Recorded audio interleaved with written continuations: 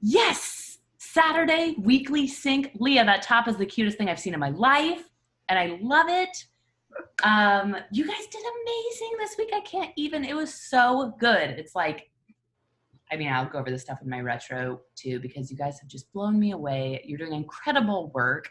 And it seems like you're really like vibing as a team well, which is exciting to see. And like following through and doing the thing and improving even on like last week.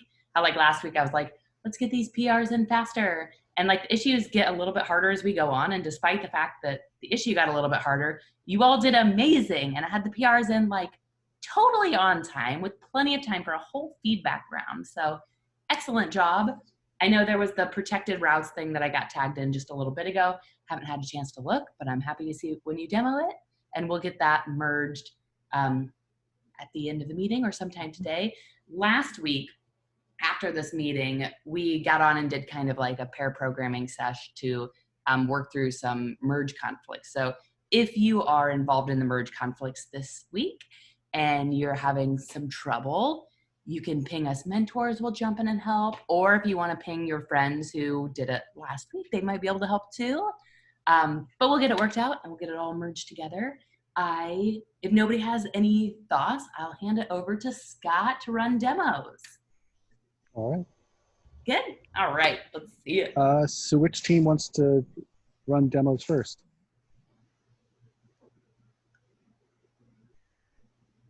I can go first if you don't mind, Mabel. Okay. Yeah, let's do it. All right, let me share my screen. I like to see how everybody like does demos. Like, 'cause you can do them so many different ways. So brilliant to see. All righty, can you see the screen? Yep. Yeah, I can see it. Perfect. So, awesome. So yeah, so Leanne and I would like to go over the work that we completed last week. And so as a user, whenever I get ready to add an item, so I like to be able to enter the item that I want to buy. So in this case, yeah, we're gonna go with kiwi. And then I want to select how soon I want to buy it. So I have 3 choices. So we're going to go with kind of soon. And then we're going to go ahead and save the form, hit submit, and hey, I get a nice message that says that my ingredient kiwi was added to the list. I love that. If I navigate to the list, I can see that I have my item on there, which is kiwi. So I'm really excited about that. So the way that, oh, actually here, you can see it in the database that, again, you see that kiwi was added in. So the way that we achieved this was we went ahead and tweaked this file, this add item. We added 2 state variables. So the first one was frequency, to keep track of that frequency value. Second one was a success, which we used to show a message to the user to say that the item was added successfully. And then down in the main form, we went ahead and added our radio selection. So it consisted of 3 inputs with the value, the type of radio. We gave each one a value. So for days, so that it's 7. For I want to buy this item pretty soon with a value of 7. Kind of soon is 14, and not so soon is 30. So whenever the user makes a selection, we trigger that on change, which is called in the handle on change function. And so once we go to this function, we want to use that target value. So now this threw us off a little bit the first day that we worked on it, because this is actually coming through as a string. And so we needed a number. And so we went ahead and just make sure that we parsed it to convert it into a number. And then based on our code review, we got feedback and we went ahead and added this base 10 just to make it super clear. And again, so here we're calling the set frequency to say, hey, there was a change in the frequency. So this is the value that we want to go with. So when the user is ready to go ahead and submit the form, we go ahead and call this on submit. So we send the event information and we call the add item function. So the add item function was previously there, but we just kind of like had to revamp it a little bit. And what we did is we included a token. This token right now is just hard coded. So down the road, this is going to be something more dynamic. And so we added this frequency. So we're sending that value. We're also creating this last purchase, but at the moment it's just null. So once we send that piece of information to the database, once that's updated successfully, then we're calling, we're using this callback function, and we're saying, go ahead and set the success so that the user can see this nice message printed on the screen. And so, yeah, so basically it's coming here and we're saying, hey, if it is successful, then we want to say your item was successfully added to the list. And that's the conclusion of our demo, and we're open to questions and feedback. Nice. This is incredible. Such a good job and such a brilliant demo, like a perfect walkthrough of the functionality from like beginning to end, and a perfect like demo of it in the actual app. I loved it. It's great work this week. I was actually going to say, Mabel, I really like the way you did the demo, and that when you're showing it in the browser, you're speaking as the user. And then when you switch to the code, you kind of switch to more of the dev mind. I really like that take on it. Yeah, you both like worked really flawlessly together to do that demo. Oh, I thought it was one person for a minute. Me too. I totally forgot. Oh yeah. Great work. That is teamwork. I love it. Yay. Thanks. And the parse in trick is also such a useful thing that you're going to use that often if you write JavaScript code. So that's great. Yeah. Yeah, that looked fantastic. Thank Wonderful. All right. Leah and Fabrice. Fabrice, can you start the? Yep, I'm gonna share my screen.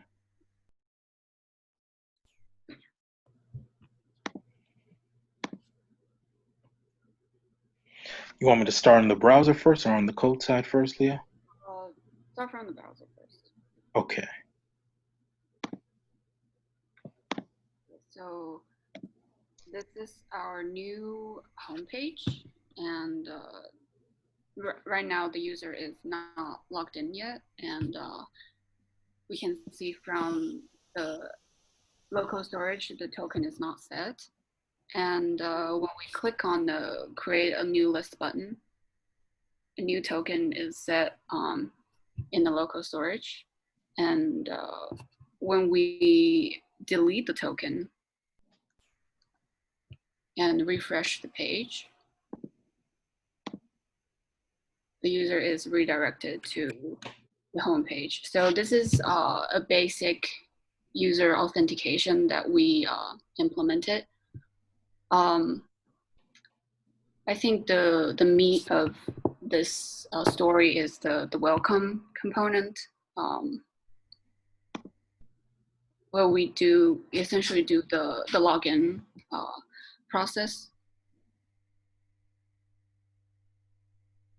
Yeah, so basically when the component first mounts, we check if there's a token set. If a token exists, the browser will be directed to the list view, and the handle click function is so when the user clicks on a button, the handle click function will trigger the token generation, and the token will be set in the local storage. And another important piece is the protected route inside the app.js file. Yeah, can you scroll down a little bit? Yeah, basically, so every time when the user hits the URL, we first check if the token is set. If the token exists, we render the children element, which is our view component. And if the token is not set, we redirect the user to the homepage. So yeah, that's our code. This and looks beautiful. Great work. Here, I'm trying to like scroll on somebody else's screen. This looks so good. I like that route dart a lot. That's pretty cool way to get Yeah, to it's do really that. good. Solid code. I love it. Great work. Does anybody have any questions about this one? No? Good. So if like you go to add another route for whatever reason, how, like, where would you put everything for that? And how would you wrap that? You mean the private route? A private route? Or Yeah, like if I were a developer on the team and I were like, oh, I need to add a new route, what all would I need to do to make that happen? we just wrap the component inside the private route and put it inside the switch tag. Awesome. That looks perfect. Good job. Amazing work. Okay. If there's no questions with this brilliant piece of work, I we think can just move right along. Maybe Leanne wanted to say something earlier. I was wondering why you spread the rest. Like, what does that do on line 31 and also 28? To be honest, I just copied this from the Totally fine. from the React router documentation. Mhm. So I understand the children part, but I think the rest is probably other props. Yeah, they are essentially what you're doing in the function private root is that you're doing destructuring. Not destructuring, like you're doing spreading. You're using the spread operator, but like essentially the private root function takes all the props as an argument, and you're setting the children apart, and all the other props are going to be in the rest variable. And so you're using the children because you still want to render that component, that is wrapped. But then the rest is essentially, in your component on line 18, for example, you have this path prop on your private route, path equals list. This path prop is going to be found in rest and given to the route component. So this is just like a way for you to pass all the props to the actual route component. Does that make sense? I don't know if that's a very clear explanation. That makes sense. That makes sense. But like it's just kind of like you can use private route like you would use the route component from the React router library. So because of that rest prop, is that a good way to how would Stacie, Scott, how would you explain that? Is there a better way to explain this? I think that's a great explanation. I think like when you like take it kind of out of context here, like your explanation was really great too about like, so if you're looking at line, so the 3 dots is called a spread operator. And basically, like Eve was saying, it takes all the rest of the props and like passes them along to it. It's like here, and all these, like spread these ones into it as well.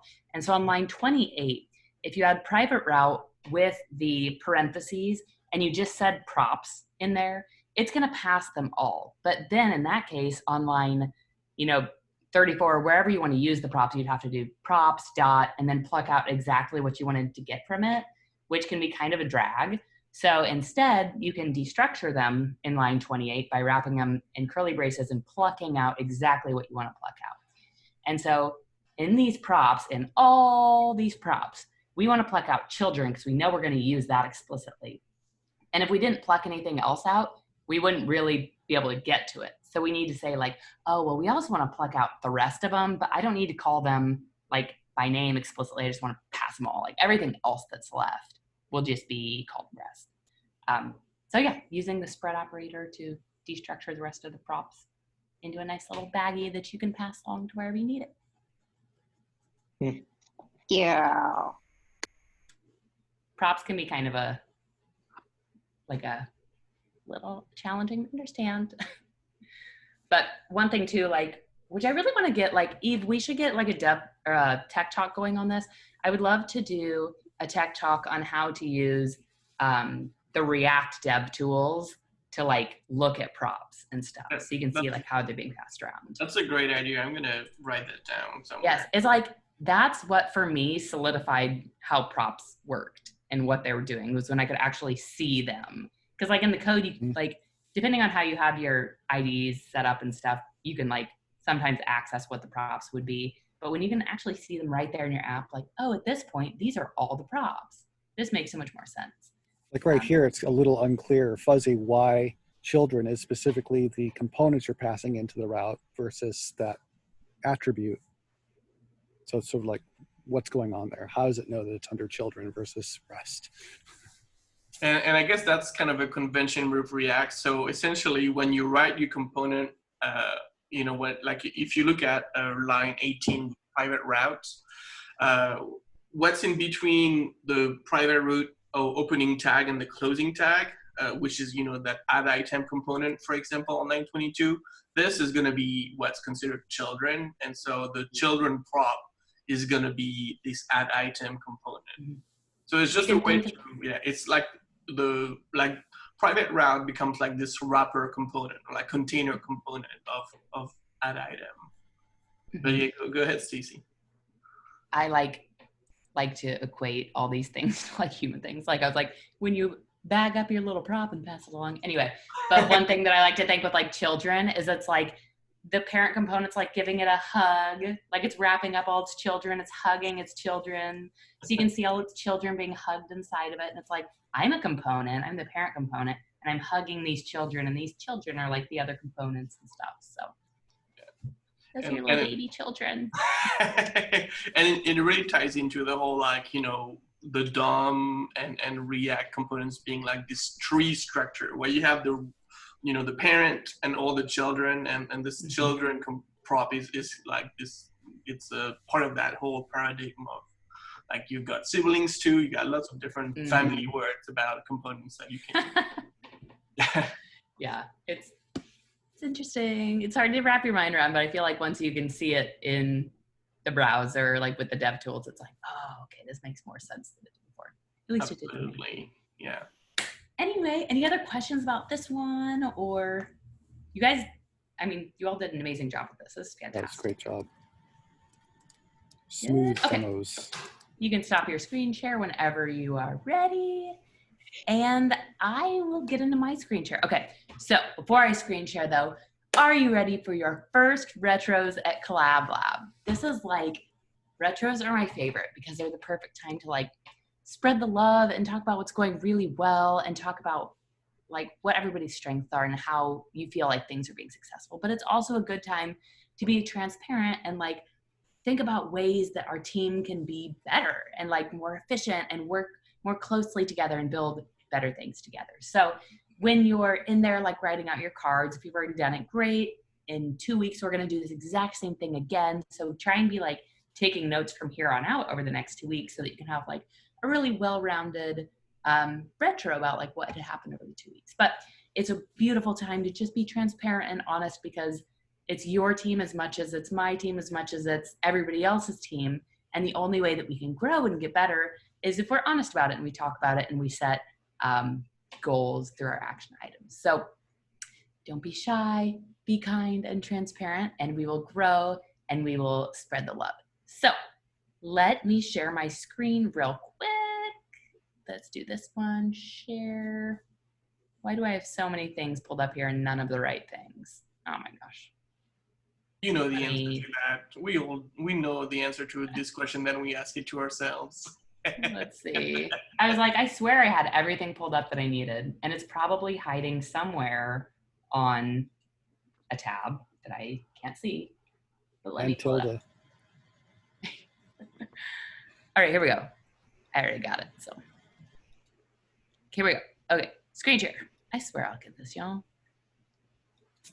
Okay, so this is our retro board. If you've already added cards, you've already seen it. One thing I want to call out is I love that you all did this in advance. This is incredible. You did a brilliant job.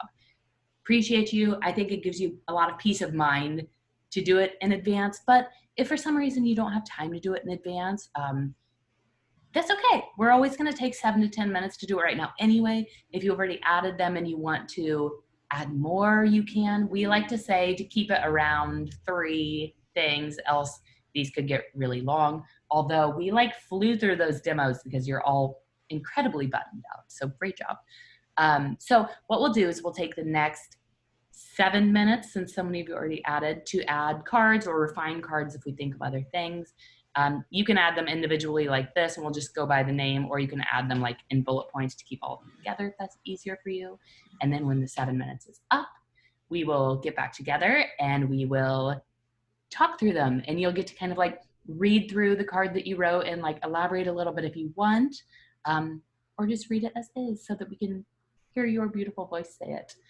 So when we're doing this, when we're adding cards, if you want to face mute, that's totally fine.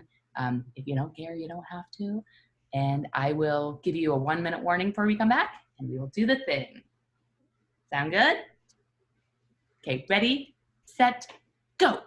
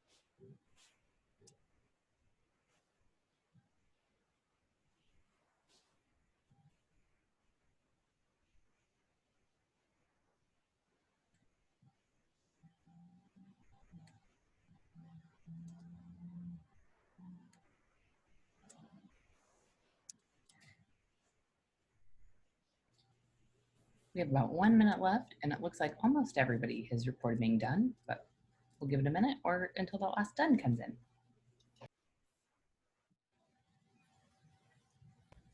Sorry, realizing now I didn't have my headphones in, you might not have heard me. There's about a minute left. Looks like everybody's almost done.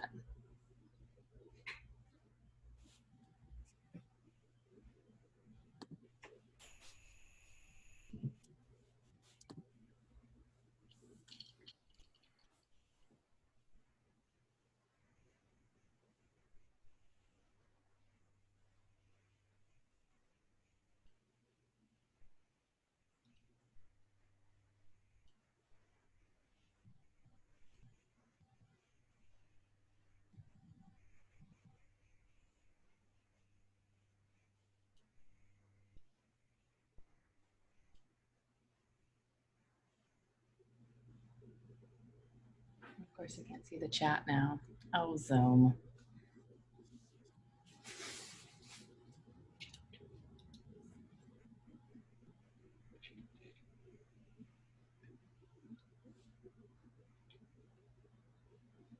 All right, 28. If you're still working, that's okay. We will go ahead and get started, and you can jump in whenever you're ready. So I'm just going to start from the top and call on y'all as we run down the list. So we will start with appreciations, starting with Mabel, unless you're still adding and you want us to skip.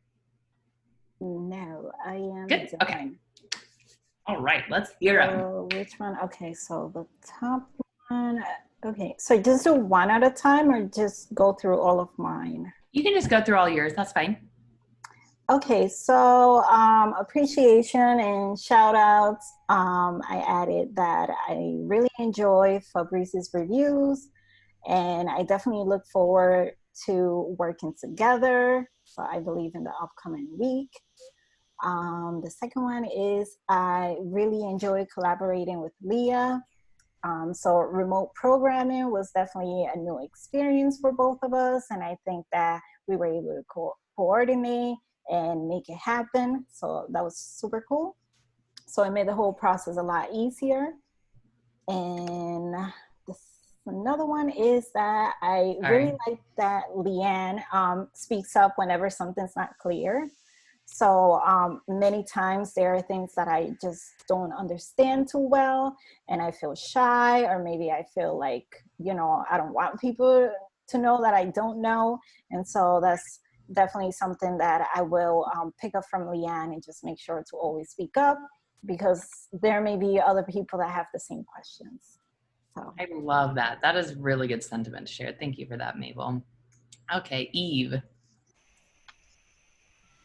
Yeah, so that's very much an overall just like yay appreciation, because no, I'm really so happy to see how everybody's just doing such a great job and, like, you know, spending the time doing everything to create like a very nice, you know, team to work. So it's very broad, but I really mean it. Like, everybody is doing so great. I'm so happy about this. Same. All right, on to me. I love it. Mine is very broad too, but you all are doing so amazing. Like, my first point here is that you've all been working incredibly autonomously as pairs. Like, I feel like as a mentor, I'm like, I feel like I'm not doing my job because nobody like is asking me for anything, but you're all just like brilliant and really technically skilled already. So it seems like you're like holding up really well and just working like very fluidly together, which is beautiful to see. I really feel like pairing has like at least not been brought to my attention that it's been any kind of anything but good so far. So I'm proud of you all. It seems like a good team is really starting to build here. And the second thing is that you all take feedback on your reviews and stuff so perfectly. Like, you take it, you implement it, you have had no trouble going and just finding the solutions to suggestions that we offer. So it's been like really incredible to see. Great job. I appreciate you all. Fabrice. Yes. Major shout out to Leanne, especially since, you know, with last week and us starting out. I just said, you're right, starting out is tough, but thankfully we were able to get the hang of things, and your determination is contagious.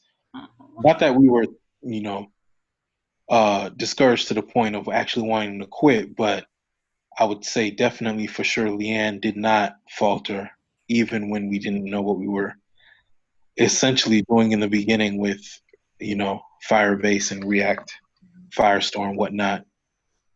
So definitely wanted to send a major shout out to Leanne, and also major shout out to Leah for her expertise and abilities this week as well.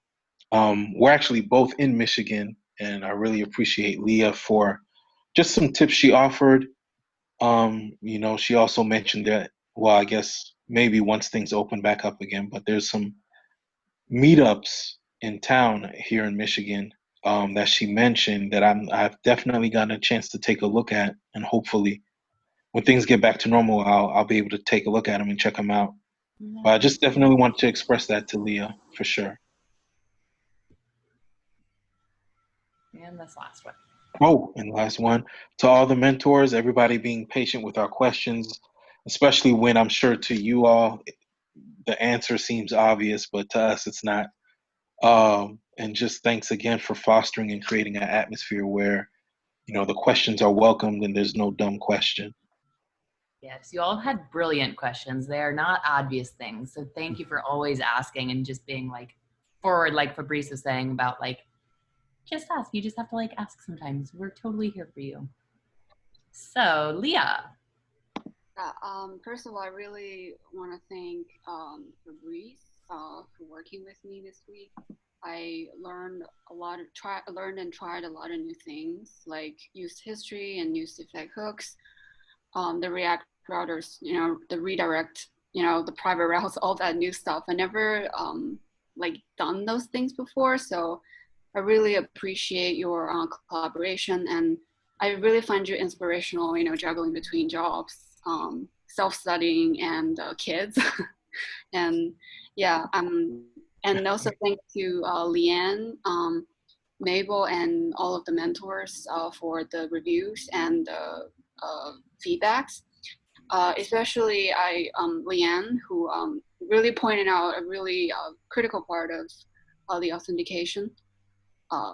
Yeah, that's all. So good. I love to hear it.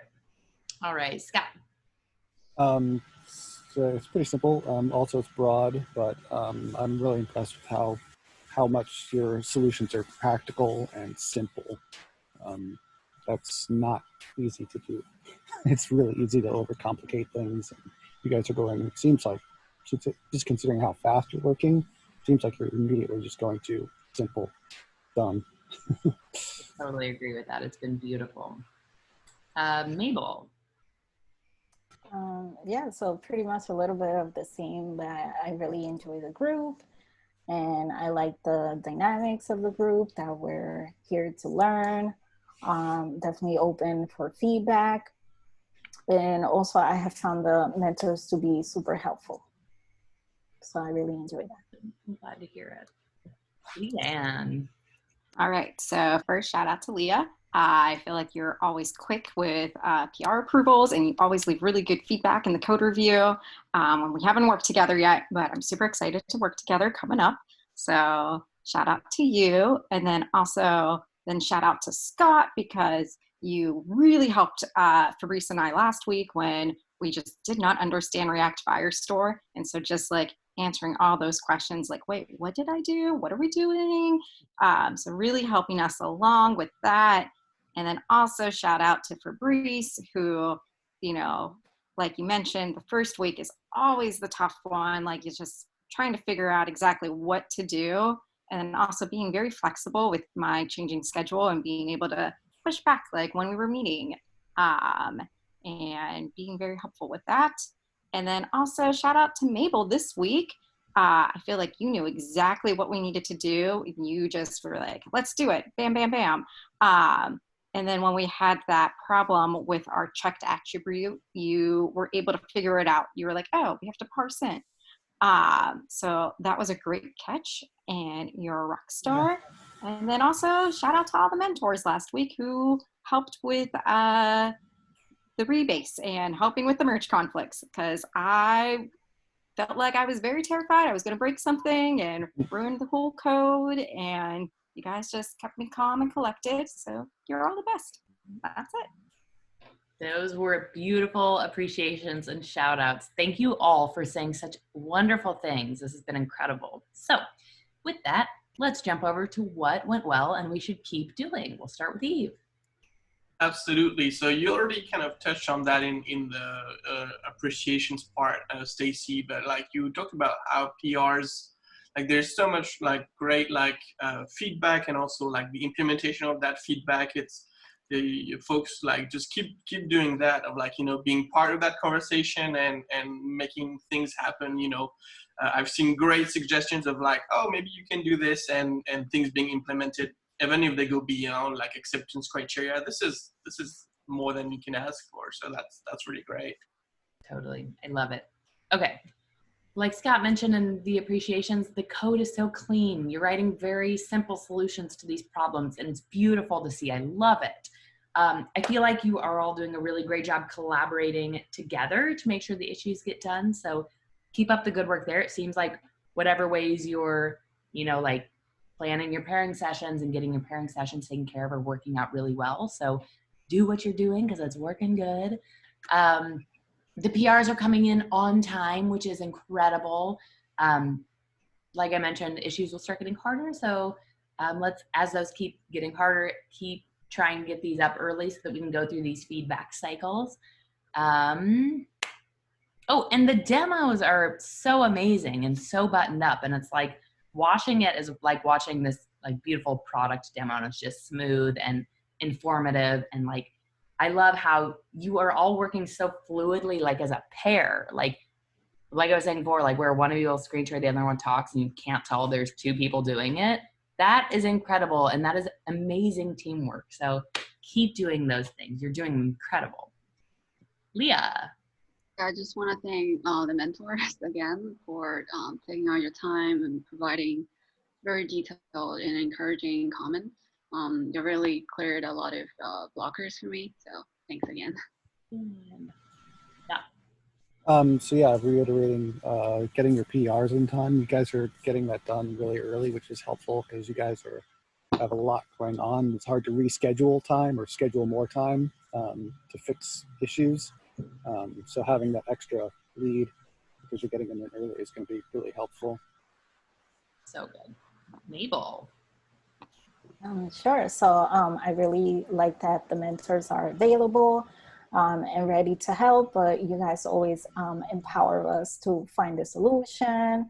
So kind of like give us a little bit of space, and then you're available if you need help. But that trust is really apparent, and I like it a lot. Love to hear it. And Leah.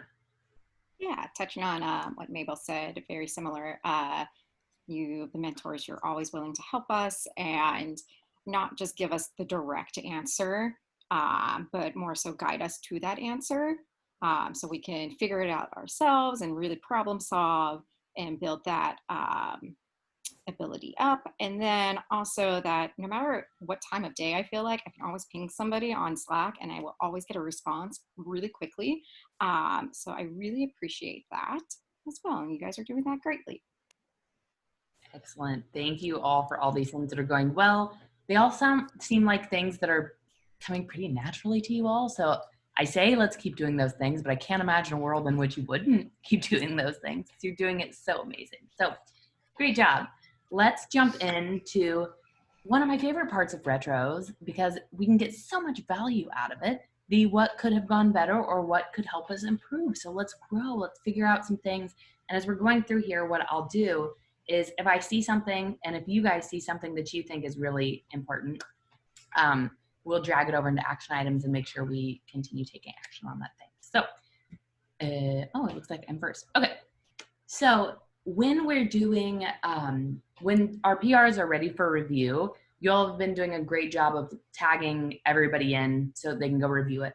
But let's try going forward, when the PR goes up, just tag the other pair first. And then once that pair approves, you know, the person who approves it should let them know, like, I've approved it.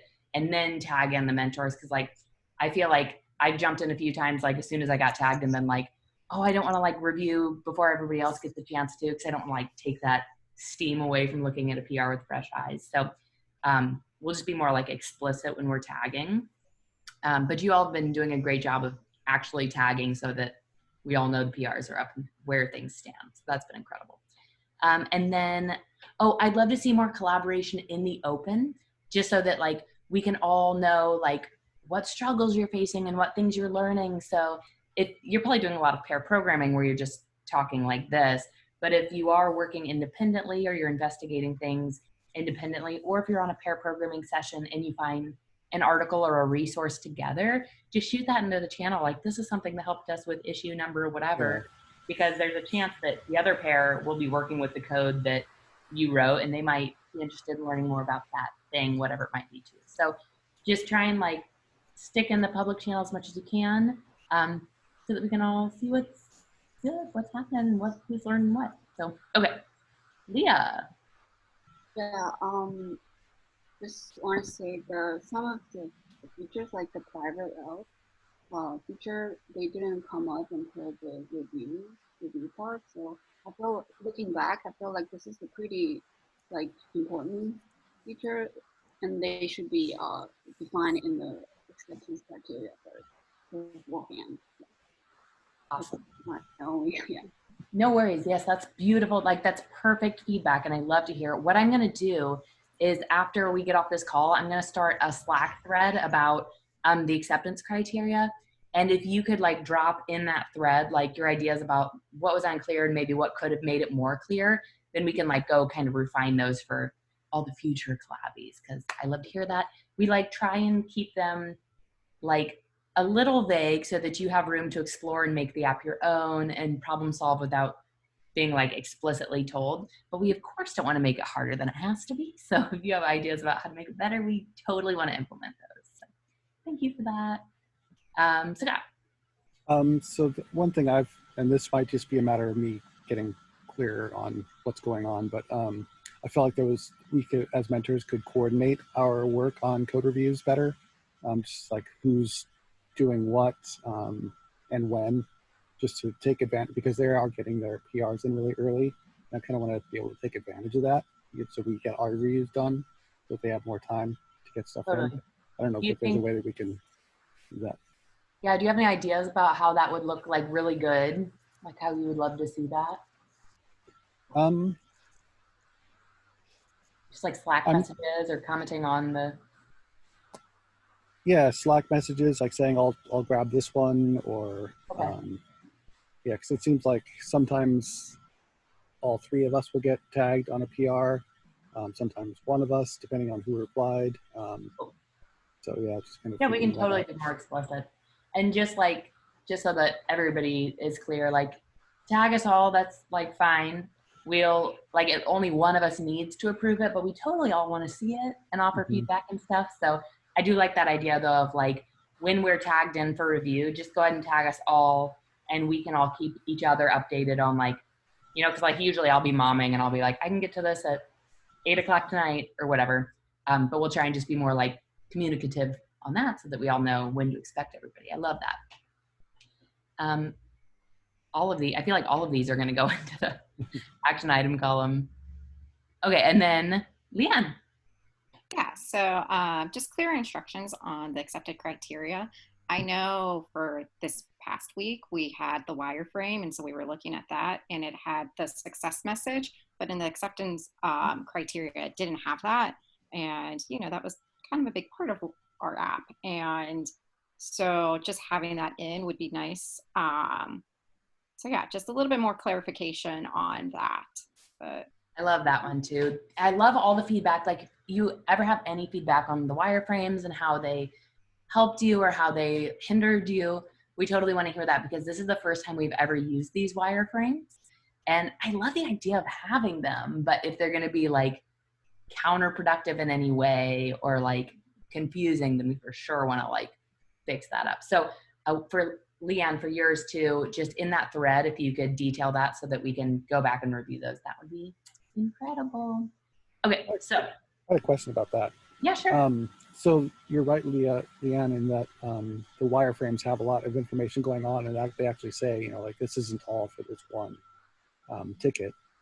Do you think it should be like there should be a wireframe specific to each ticket? Yeah, I think that would be a little bit more helpful if like there was a wireframe just dedicated to that ticket. I know for this past one, it had used the HTML4, and that wasn't in the accepted criteria, but that's a big part to have accessibility for this app. So yeah, just having for the weekly tickets would be nice as well. I love it.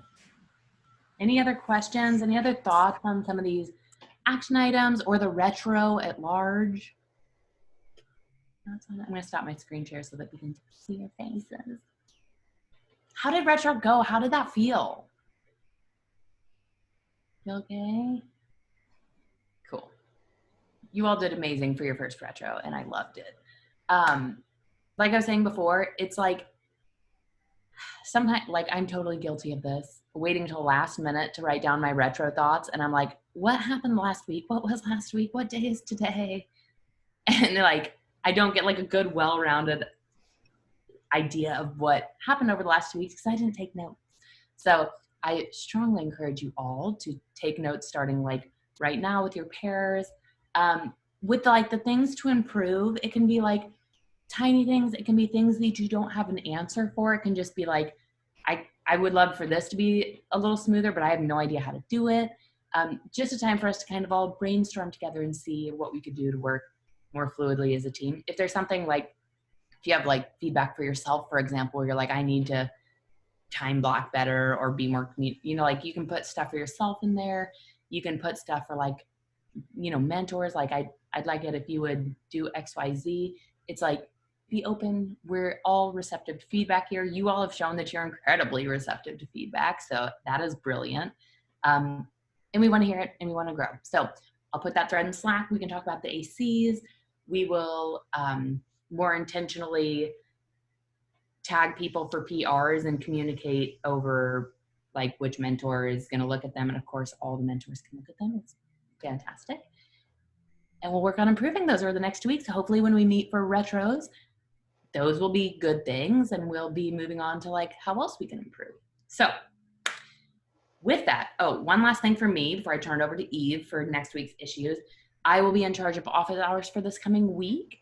I have not put a date in the schedule yet. I'm going to put a thread about it in Slack because I'm curious about what would be best for you all. Do you think that, is it more helpful for you to have help earlier in the week, like Mondays, Tuesdays, or do you find like that's just when you're kind of wrapping your head around the problem and you don't get into the problem until more like Wednesday, Thursday, or did you want more support closer to the end of the week? I want to make sure I'm sort of doing an office hour when would be best for you. So if you have any thoughts on that, I'll post a Slack thread. You can kind of, you know, say when it would help for you. And if you're the only person who says that's when you need help, that's probably when I'll do it. So you should go say when you need help. And if you don't necessarily need help, I'll still be there and we can talk about other things. We can learn something new together, or we can just chat, or we can talk about career development stuff or collaboration stuff, or we can talk about GitHub tricks or command line stuff. It doesn't matter. I'll be there for you and we can do things. So with that, I'll turn it over to Eve to go over what we're going to be doing next week. Absolutely. And I will most definitely hang out with you at your office hours just to say silly things because I like to say stupid things all the time. So again, great job, folks, with this weekend. So we have some exciting features coming up. Let me see if I can share that screen of mine right here, and I will try to, okay, I don't think you should see yourself now, but oh, that's not what I wanted to do. No. All right, so, and yes, if you wonder if there's some weird things happening on the screen, like they're not in English and Spanish, that's because I'm learning Spanish, so sorry about that. But so anyway, so you can see in TCL 9 in the channel that we have pairs that have been created. So we have Mabel and Fabrice working together this week, and Leanne and Leah are working as another pair. So if you want to change things around, that's totally fine. But this is kind of what's being created. And so as usual, you know, the threads are here, so you can keep talking with each other in there in a nice, like, tidy way, I guess. So in terms of features, tickets, so we still have something in progress in our project page on GitHub. So do we need to update this ticket right there, number 3? As a user, I want to set up a new shopping list so I can start tracking purchase items. So are we keeping this in progress right now, or is it moving somewhere else? Like, what's the status of that ticket, of that issue? I guess it's still waiting to be approved. Yeah. They just added those protected routes, right? Eve, would you mind popping that issue or the PR open? Because we just saw it demoed and the code looked good. And I think it's only hung up on my requested changes. And So sorry, go ahead, sorry. If you go in there and then can you show them down where I'm requesting changes where you can say like dismiss, review? Like at the very bottom. Yeah. So when you're in GitHub, where it says one change requested, you can click on the drop down and it should show that Stacie requested changes, and those 3 dots you can click and you can say dismiss review, because another person had popped in there and approved it and I saw it and I just approved it. So this is something that you may or may not ever use, but just know that it's there. So if you want to click dismiss review, Eve, and then it'll ask for a comment and you could say like Stacie's like verbally approving right now. That's perfect. Dismiss review. So that's just like a GitHub feature I wanted to show you all. Because like what'll happen for me at work is I'll have like 2 other people reviewing it and one person will request changes, the other person will approve it. And then I'm like, I can't get this other person back to approve their changes and I can't merge until that person does it.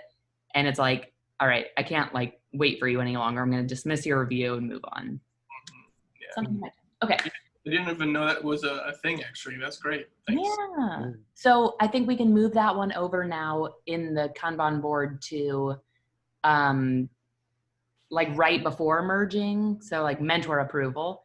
And then what you all can do when we get off the line is take care of that merge. And again, if you have troubles with the merge conflicts and stuff, just let us know. You might ping the mentors and have all 3 jump on with you like last week. But we're happy to help you through that. Okay. It went very well last week, so there's no reason why it wouldn't go well this time. All right, that's enough for me. Back to Eve. So, thank you, Stacie, for the update. That's great. I guess that's something that I in my work myself, that's something I like to do before starting, new tickets, always kind of checking on the current status of the board to see if anything has been changed last minute, So anyway, okay, so we have 5 and 6, which are our coming up issues for this week. So I'll read. No, I know Stacie already. I just want to see that. No, sorry, I'm just to my computer. It's not doing what I want it to do. So this issue right there, we can see it on the left. Number 5 says, as a user, I want to join an existing shopping list so I can share a shopping list with another person. So description goes like this: tokens can be shared with other users to allow them to manage a given list. Joining an existing list consists of the following. So number 1, user enters an existing token, then we save the token to local storage, and also we show the user the existing list. In terms of acceptance criteria, we have a couple of things. The first one is that when the user does not already have a token in local storage, so that ties into the previous ticket we did, on the onboarding home screen, a simple form is displayed that allows the user to enter a token. So a little bit of UI there. Then another criteria is going to be that entering the token and hitting submit saves the token to local storage, unsurprisingly, effectively giving them joint control of the list. So that might be something that a bit more interesting to talk about. Another criteria is on submit, show an error if the token does not exist. And then finally, if the user gets an error message, allow them to try again or create a new list. So yeah, that's kind of, I guess we're getting into like more meatier issues there. Are there any questions about this ticket? Like especially around the acceptance criteria, because since you mentioned that they might need some love. So is there any ambiguity or things that feel like are not clear in that ticket, that issues, or like you're calling them tickets? Can you explain the last criteria? This one? Yeah, can you just explain that a little bit more? Like what So you want from that? if the user gets an error message, allow them to try again or create a new list. So, I mean, essentially, which part of that do you feel is ambiguous exactly? Just basically, what do you mean by try again to create a new list, or to create a new list? Like they can either like just have wouldn't the message kind of do that? Like, hey, you don't have a token, try again. Like, Yeah, I think that's exactly right. I think that would be a perfect, like, I think that would perfectly fulfill the acceptance criteria if you just like had an alert that said, nope, that was no good. And then they can say, okay. And then they're brought back to the form or whatever. Yeah. I think the main concern in that ticket, in that criteria here, it might be like you don't want to get your user stuck in a state where the user cannot do anything else. It's just like it's broken, but you can't do anything else. That's how I guess I see it myself. okay, perfect, thank you. I think there are like, I don't know if they've been put in the actual issue or not, but there are like wireframes around this too. Again, like, just stick to what the acceptance criteria has as much as you can. If there's confusions, let us know. But if there are wireframes for that one too, I'll make sure to drop it in so that you can see. Yeah, I took a look at this link right there. Oh, cool. And I don't, oh, sorry. I really don't control my computer. It just does whatever it wants. Anyway, so I don't think I've seen wireframes for the current issues. Do you know if that's accurate or not? I'm not sure. I'll go look, but it might not be. Yeah, I'm not sure. I'll awesome. check it. Yeah, no, that's good. Okay, awesome. Okay, so everything is clear about this ticket, this issue. I keep calling it a ticket. Any questions? I mean, there is obviously room for like, especially like on the UI side, it doesn't tell you more than, the critical functionality that you expect. So if you want to go fancy with like a modal, there's room for that, but you don't have to, is the thing. So now we're all good with this ticket? Okay. I do have a question.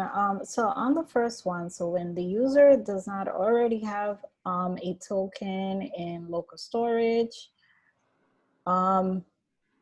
so I've just never seen that before. So how will the user know if there's a token there? Is that something part of what we're building? So I think the user does. It's not that the user itself necessarily knows if they have a token, but the application, like you will be able to check in local storage if there is a token that exists. Like you can do a check in local storage and see if there is a token, then you can do this. If there is no token, then you can do something else. Does that answer the question or not? Kind of. Like that's kind of already in place in a way. You'll just want to make sure it's hitting the acceptance criteria. Let's see, because a form will say where they can enter a token. Yeah, so like I think right now on the welcome screen, it's already protecting all the routes. So it already knows, it's already checking at some point if there's a token or not. Mm-hmm. Now we just need to say like, if there's not, and it's showing that create a list button, it should also be showing like a join a list form or something too. Yeah, Mabel, Okay. I think you can go back to the issue number 3, and there's a wireframe that shows what Stacie just said. Awesome. I'll make sure that wireframe gets into this issue right now too. Yeah. So yeah, this is issue number 3. Oh, and I can see is this gonna be maybe the welcome screen? The welcome screen. Yeah. So this is the wireframe. Yeah, at the bottom there's a form. Yeah. A join, yeah. And I guess there's already that ticket is in that wireframe already. So okay. Yeah, this makes sense. Okay, so they are creating this 3-word token. Okay, thank you. Yes. While you're there, will you grab that URL and drop it in a comment on this week's issue too? Absolutely, I will make a link to that in there. Let's see. If you just, go down to the buttons on the bottom of that. There you go. Go to issues. Right above close issue. Oh, sorry. Yeah, I just couldn't see it. I feel old. I mean, if you don't use GitHub Project, it's really kind of hard to navigate. It's not terribly intuitive, but it is all in one place, which is helpful. And I was guess talking about that earlier. He's like, why is everything in so many places? And I'm like, this is what life is like. And so I guess I'm adding like a new section in the description with wireframe and link. That sounds good. That's great. That's perfect. Awesome. Perfect. Love All it. right. So that way we can keep that as a reference. Awesome. So yes, and thank you, Stacie, for answering the question in a much better way than I did. All right. Okay. So Steve, I appreciate you. no, thanks. You know, I'm sometimes I can be a little bit circumventing, so I try to keep it to the point, but I can't always do that. Anyway, so I'll move on to 6, and then after that we can pick, whoever can pick whatever they want to do after we've gone through both issues. So, okay, we're going over time, I'm sorry. So, all right, issue number 6 is, as a user, I want to be alerted when I'm entering an item that is the same as something already on my list so I can avoid duplicate items. All right, so we go straight to acceptance criteria on that ticket. And there's not much of a description. And so we have 3 of them. Number 1 being, okay, we show an error message if the user tries to submit a new item that has the exact same name as an existing item. The second one is show an error message if the user tries to submit a new item that has the same name as an existing item, where capitalization has been normalized and punctuation has been removed. And the last criteria is that the user's original input should be what gets saved in the database. Okay, so it's a nice feature so that we save our user from, what's the word I'm looking for? We just want to keep them having a good experience, right? So are there any questions about this ticket right there? Yes, I have a question. So are we validating all data? So making sure they're not entering numbers and all that, or we're just strictly checking duplicates? That's a good question. I think the acceptance criteria seems to be really focusing on the idea of like a duplicate. So I think it's a matter of like, if this item exists in whatever form, like whatever the name of it is, just make sure that we don't add it again.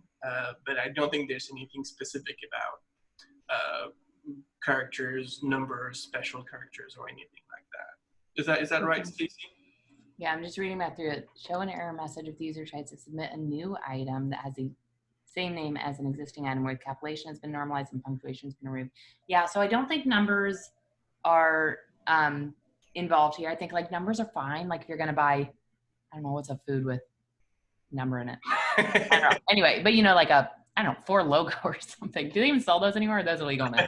Oh, like a beer, maybe like an 86 or something. Yeah, something like that. So that would be like fine, like they can have numbers, but you'll just want to make sure that like whatever the user writes, like exactly how they write it, that's what's getting stored to the database. But somewhere like on the front end, we need to be normalizing it. So like removing punctuation, like lowercasing everything so that we can like match it up to see if it matches what they're putting in, so that when they type in a new item into the add item form, like when they go to submit that, it's going to run through and check like, is this already on the list?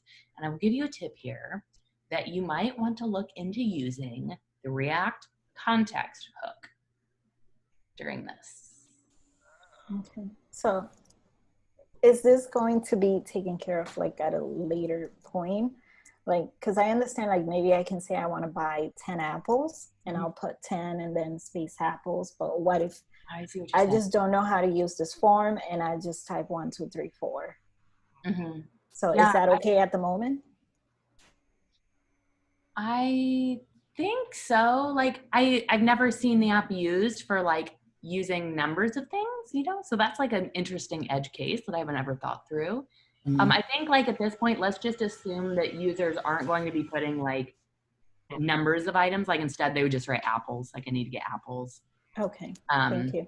But that's a really interesting edge case. I might, if I were you, pop into the issues tab Mm-hmm. and say, like, create an issue, like write up a nice draft about like a feature request or like an issue where you're like, this is a potential edge case we might run into, and here's an idea of how we could kind of navigate that, or what you think the user experience would be. Could be a good opportunity to sort of put your technical writing skills to the challenge and see what you can come up with. When my team tackled this, we had a long discussion about this, and we kind of came up with the idea that you can definitely check for duplication, but there's only so much hand-holding you can do. And if we don't know what they want to buy. We don't want to like narrow what they can buy. So if they want 1, 2, 3 and they know what that means, maybe they should be allowed to have it on the list. Yeah, I like that. I love it. Yeah. And as long as there's not another 1, 2, 3 on the list, then take it up. Absolutely. And this particular issue seems to be really about duplicate. So like, you know, if it's Apple versus apples with an S, then this is out of the scope of that ticket, you know. However, if it's Apple with like a capital A versus Apple with a lowercase a, then this is a duplicate and this should not happen. So that can be a little bit of the difference. But we're not trying to make the list of the user list like nice and tidy for them. We just want to make sure they don't enter the same thing twice. Perfect. I love it. Awesome. All right. Is there any more questions about this? All right. Okay. Any takers on the issue number 5? So we want to have the feature of like joint list. Is there any pairs that wants to tackle this especially? Very excited about it or not? No. Yes. One first time, 2 times. Fabrice. 500 in the back over there. I think we can take that one, me and Mabel. Okay, so that would be Fabrice and Mabel. Well, I guess I should ask if Mabel is okay. Oh, yeah, are you okay with this, Mabel? Do you give your approval? Yeah, they both look exciting, so let's go with it. Yeah, I think they're both Love your great. whole demeanor, Mabel. All right, awesome. And so do we keep track of that somewhere, of who's Yeah, doing so click on it, and then over on the right-hand side, you can be able to scroll yes. down That's right. and assignees. All right, so here we go. And the Fabrice, there we go. Awesome, perfect. And that should be good. Okay, awesome. So number 6 goes to the other team. Yeah, getting the duplicates one. That was like a really fun one. I love that one. Yeah, it's nice. I think they're both great. I really It's think like, so like, you know, when you're doing like all these JavaScript challenges, when you're like learning to code and you're in boot camp and stuff, you're like, when am I ever even going to use this?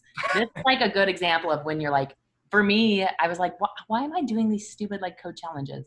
And then I see issues like this and I'm like, oh, now I get it. Yeah. Now I know why you have to do those exercises, because you actually do use some of that stuff. Absolutely. I really feel like this application is very like useful day-to-day knowledge. Like as a developer, this is the kind of stuff that you will do every day. So that's really awesome experience. Yeah, I totally encourage you, who have the team doing the duplicates one, to explore the context hook, because it's like something that's so incredibly powerful to know how to use, and will, I feel like, help you really put React hooks together in your mind.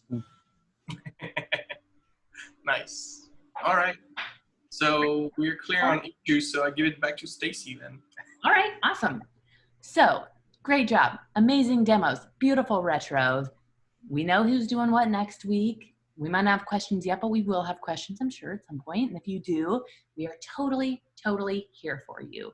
Shoot us a message in Slack. If you need to get on the line with us, just let us know and we can work something out so that somebody can get on to help you. And we will do the thing. Any last thoughts before we close this one down and hustle towards next week's goals? Good. All right. Well, in that case, I will say goodbye to you all, and we will see you on Slack. And good luck this week. Let us know how we can help you, okay? All right. Bye, everyone. Go team. Bye. Bye. Yes, go team.